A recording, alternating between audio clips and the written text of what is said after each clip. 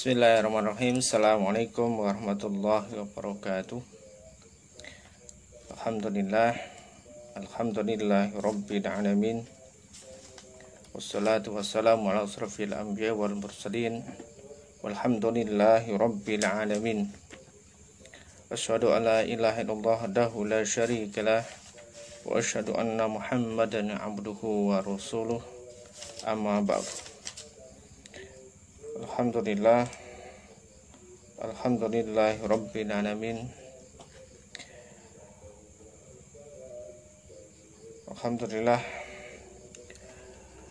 pada malam hari ini, malam ke-10 Ramadan, saya dan antum semuanya masih diberikan kesehatan oleh Allah Subhanahu wa taala, masih diberikan banyak nikmat oleh Allah Subhanahu wa taala, sehingga masih bertemu dengan bulan Ramadan, masih bisa melaksanakan ibadah-ibadah di bulan Ramadan meskipun dengan banyak keterbatasan.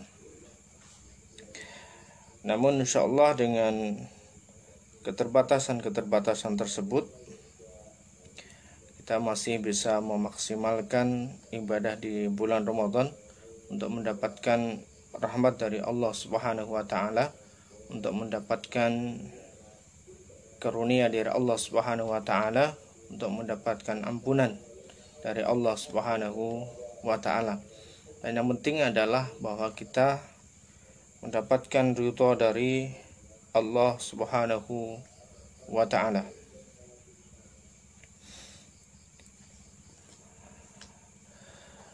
Kawan-kawan di manapun berada, alhamdulillah malam hari ini saya mau menyampaikan tentang satu tema khusus yang tadi sudah saya sampaikan, yaitu tentang berbisnis dengan Allah Subhanahu wa taala. Tatkala seseorang tahu caranya berbisnis dengan manusia, maka insyaallah akan mendapatkan keuntungan.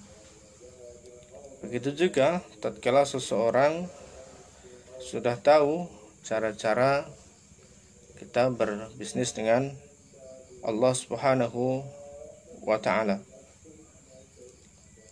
Ada sebuah kisah di mana seorang bapak-bapak tua mendatangi toko selimut. Tatkala itu bertanya kepada pemilik toko, apakah ada selimut dengan harga yang murah? Saya hanya punya uang $100 saja, sedangkan kebutuhan saya adalah 6 selimut.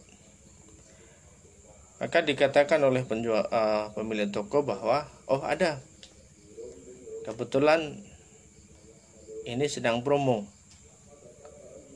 Jadi selimut dengan harga $20 saja, satu selimutnya. Dan ketika Anda membeli 5, maka akan mendapatkan satu bonus. Maka dengan $100 bisa mendapatkan 6 selimut. Nah, pemilik toko ini dari tadi diawasi oleh kawannya yang memang sebagai pelanggan di situ juga. Setelah orang tadi tersenyum dan kemudian pergi meninggalkan toko, baru kawannya bertanya, "Loh, apakah benar harganya segitu? Bukankah kemarin kamu jual selimut itu kepada saya dengan harga paling tidak adalah $60? $600, mohon maaf."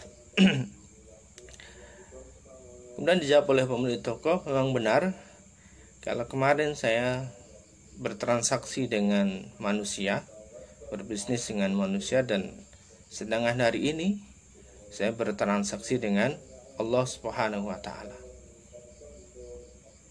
Nah, tentu ini nanti mengharap balasan yang jauh lebih besar dari Allah Subhanahu wa taala ketika kelak di akhirat, ketika bertemu dengan Allah Subhanahu wa ta'ala. Ya, kawan-kawan yang dirahmati oleh Allah Subhanahu wa taala, di dalam Al-Qur'an ada di surat Fatir, surat ke-35 di Al-Qur'an. Nanti coba bisa dibuka oleh teman-teman di Al-Qur'an ya.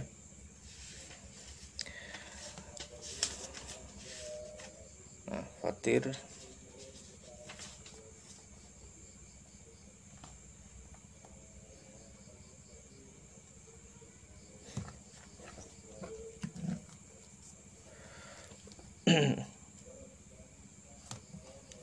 ada di ayat ke-29.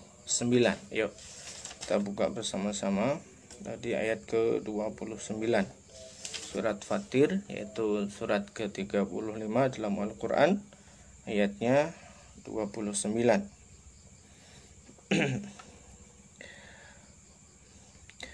A'udzu billahi minasy syaithanir rajim. Bismillahirrahmanirrahim. Innal ladzina yatluna kitaballahi wa aqamus salata wa anfaqu mimma razaqnahum sirran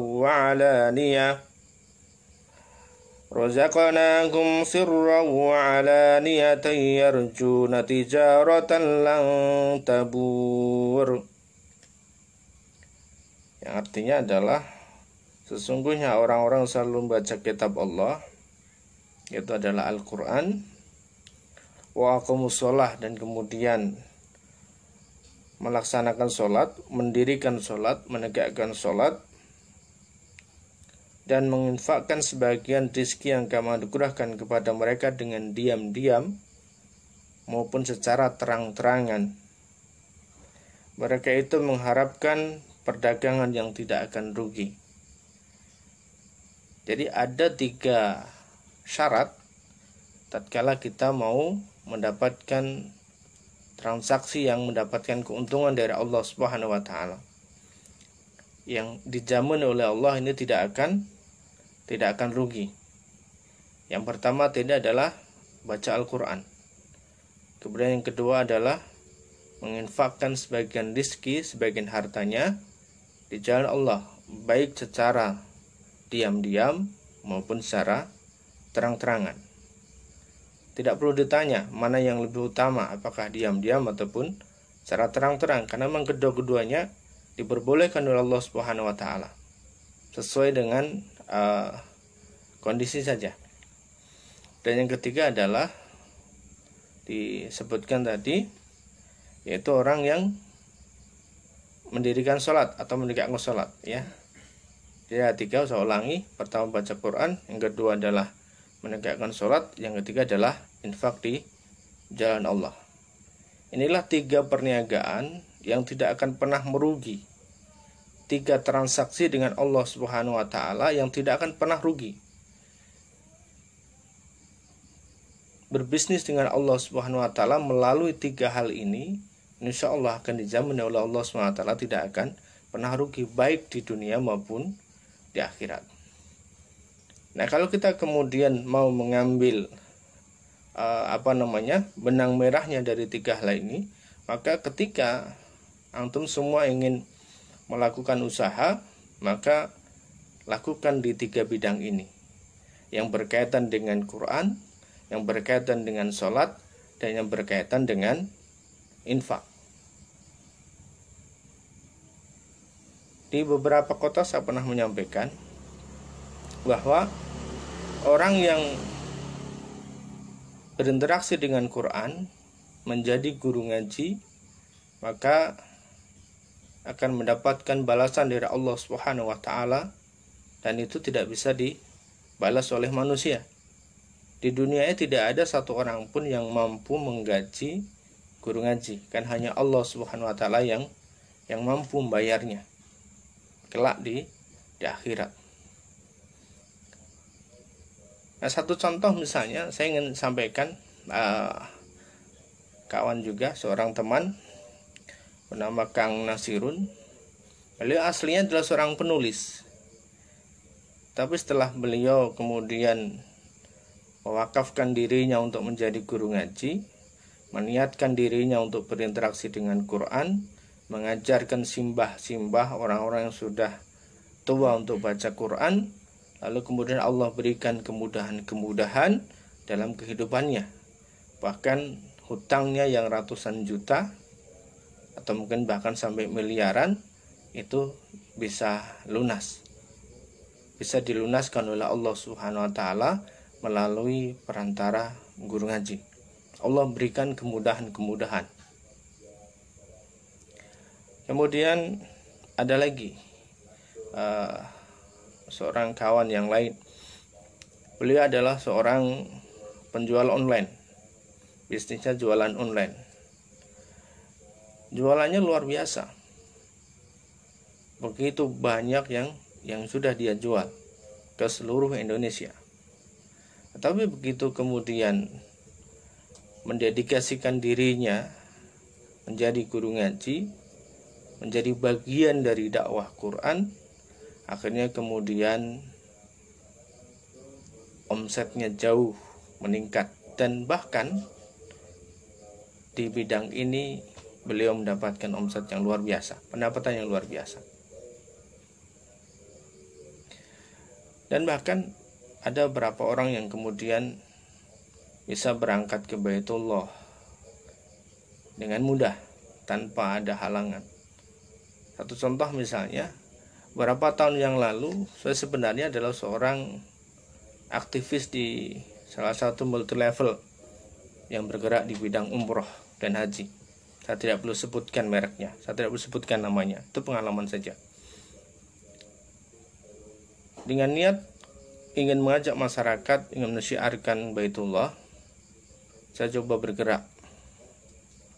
Tetapi Allah belum izinkan saya berangkat ke Baitullah lewat jalan itu. Apakah kemudian bonusnya, kalau dihitung bonus, apakah bonusnya tidak cukup untuk berangkat ke Baitullah? Harusnya cukup. Tapi ternyata Allah tidak berangkat melalui itu. Dan setelah kemudian mewakafkan dirinya, melakukan diri untuk menjadi guru ngaji, berinteraksi dengan Quran, berinteraksi dengan masyarakat yang belajar Quran, kemudian Allah izinkan untuk berangkat ke Baitullah. Dan masih banyak lagi kemudahan-kemudahan yang bisa Allah berikan. Insya Allah, tadi 3 hal, saya ulang lagi. Yang pertama adalah baca Quran, yang kedua adalah menegakkan sholat, dan yang ketiga adalah infak. Yang tentu ini ada turunannya. Orang-orang yang baca Quran, turunannya adalah orang-orang yang mengajarkan Quran, orang-orang yang menjadi donatur, orang yang mewakafkan Quran, mewakafkan media belajar Quran, dan seterusnya. Kemudian menegakkan sholat, orang-orang yang menjadi guru sholat, mengajari orang untuk mengerjakan sholat dengan benar. Ini juga tentu bagian dari ayat ini. Dan kemudian yang ketiga, ini luar biasa, saya sangat respect pada kawan-kawan yang kemudian ingin mengadakan sedekah akbar, yang kemudian mengajak masyarakat sebanyak-banyaknya untuk berinfak dan bersedekah. Karena barangkali memang ada orang-orang yang ketika sendirian mereka berinfaknya malas-malasan, tapi tatkala bareng-bareng ghirahnya muncul, semangatnya muncul, nah itu baru luar biasa. Jadi itu di surat Fatir ayat 29, insyaallah ini sebagai satu kunci bahwa kita bisa berbisnis dengan Allah Subhanahu wa taala melalui 3 hal ini. Dan bahkan secara dunia saya mengatakan kita bisa cek di beberapa media, orang-orang yang bergelut di bisnis 3 ini, mereka mendapatkan kelimpahan rezeki yang luar biasa. perusahaan-perusahaan yang mencetak Al-Quran, perusahaan-perusahaan atau bisnis-bisnis yang berkaitan dengan sholat, baik sajadah, mukena, sarung, koko, apalagi di musim-musim seperti ini, itu mendapatkan berkah dari Allah Subhanahu wa Ta'ala.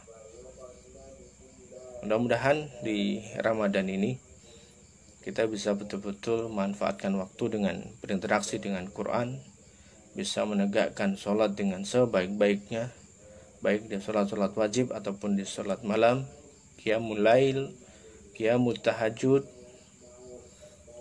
dan juga kita bisa berbanyak sedekah dan infak di bulan Ramadan. Kalaupun memang kita tidak bisa berinfak, bersedekah dengan uang, maka kita bisa bersedekah dengan tenaga, bersedekah dengan ilmu, membantu banyak orang untuk mendapatkan kebaikan. Semoga Allah senantiasa memberikan kekuatan untuk kita semuanya, bersama-sama menyelesaikan perjuangan Ramadan sampai dengan akhir, dan kemudian kita berdoa kepada Allah Subhanahu wa Ta'ala agar terbebas ataupun terhindar dari COVID-19, dan COVID-19 segera berlalu dari Indonesia bisa kembali seperti sedia kala. Wabillahi taufiq wal hidayah. Assalamualaikum warahmatullahi wabarakatuh.